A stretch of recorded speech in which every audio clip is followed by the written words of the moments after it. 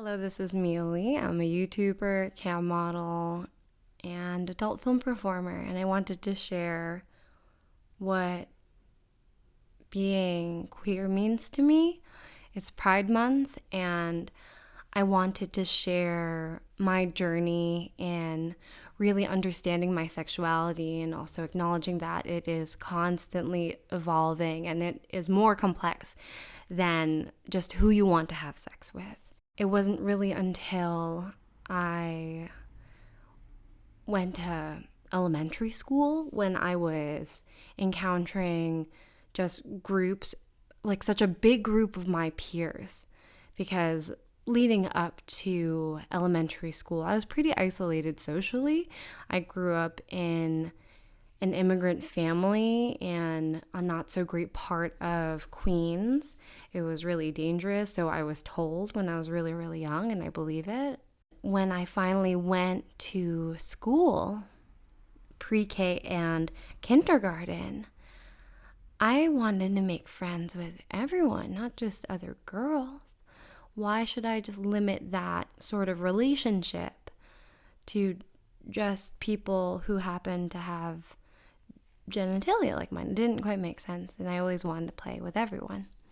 And it wasn't sexual, it was just a socialization thing. The first role model, I wouldn't even say role model, but like example of queerness that I was introduced to was the idea of a bakla man, or just bakla. In Tagalog, that means gay. In my understanding, was a cisgendered man who was interested in other cisgendered men.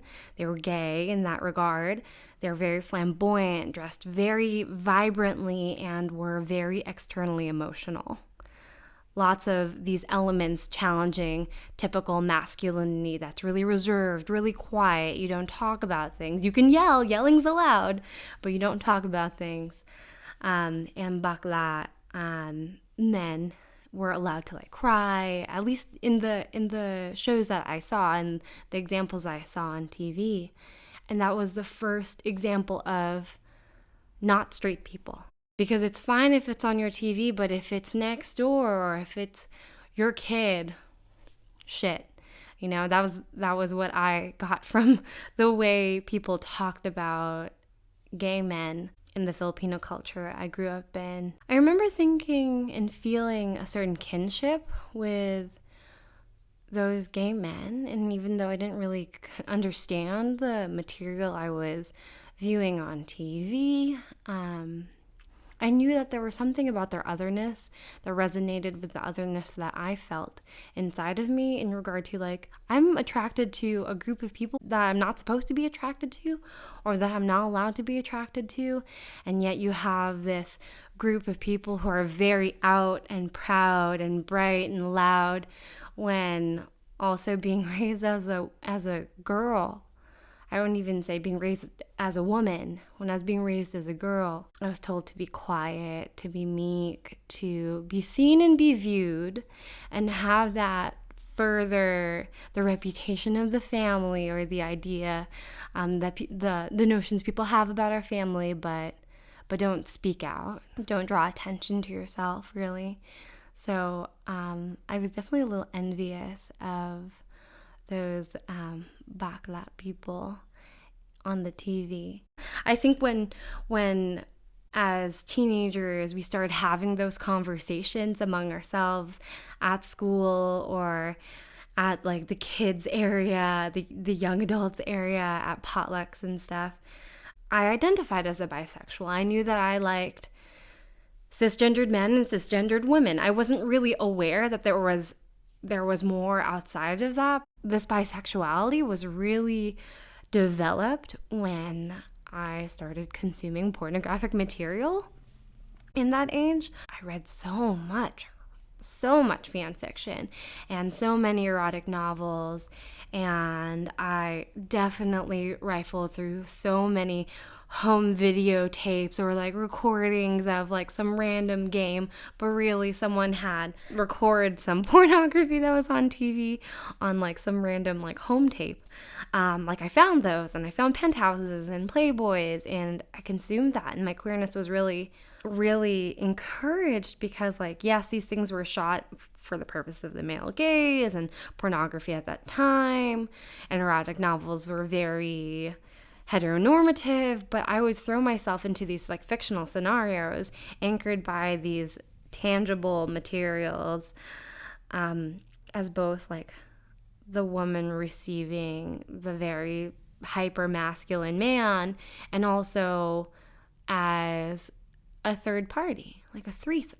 Sometimes I would imagine being the man, but more so like a threesome scenario. So group sex was really introduced. Like fan fictions were great because it was, I think, a way for many other queer people at that time to have an outlet to safely use these characters that are well known, that are really loved, and with canon that's very accessible, and making it their own and creating their own realities where queerness was like still controversial in some of the stories, but it was safe to express that because it was just some writing on the internet. I think my queerness was kind of locked in a little box when I got into a very serious relationship.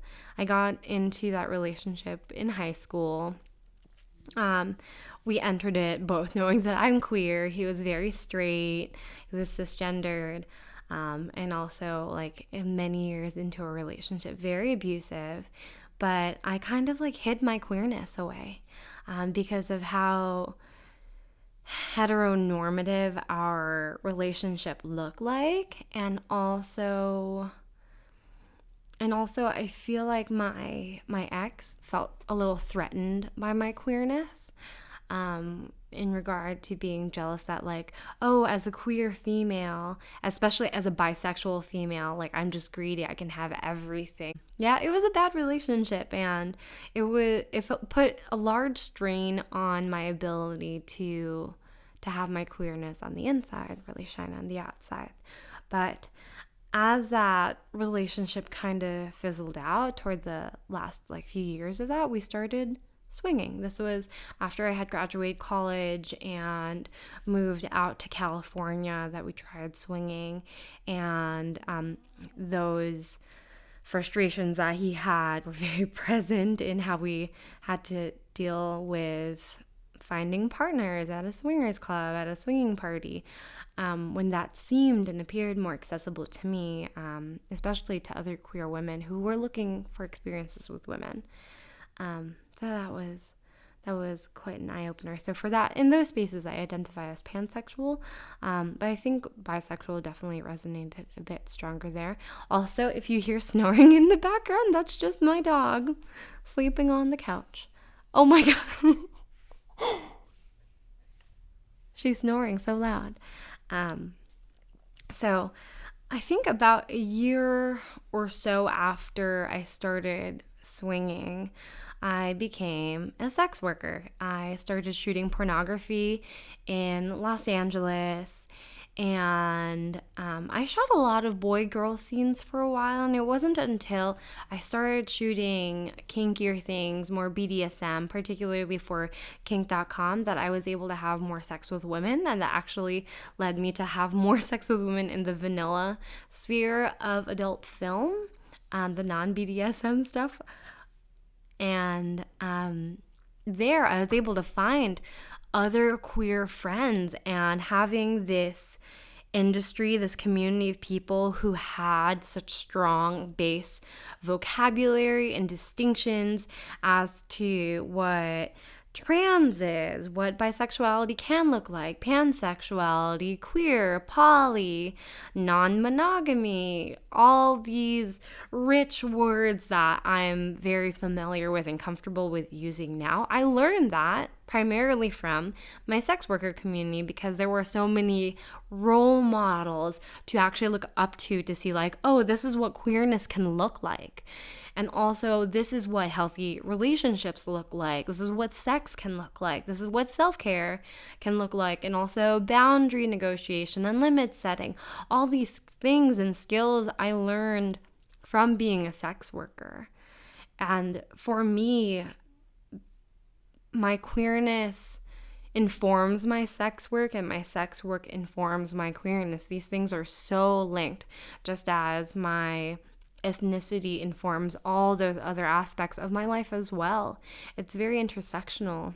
My queerness has definitely become more political the more aware I am of how so many different systems of culture, and it's this attack on otherness. And so my desire now as a queer sex worker is to bring more visibility and highlight these different role models in our sexuality and our relationship models by creating content, I guess, like this, like talking into a mic, or my YouTube channel, or even my pornography. I want there to be representation for people to be able to see themselves in spaces and roles that they previously have not been able to feel like, yes, I can be desired because this person who looks like me on the screen is an object of desire, of power, and of change. Now, as an adult, I really see how the messaging was so anti-LGBT plus growing up, and how aware I am of how that still is so today.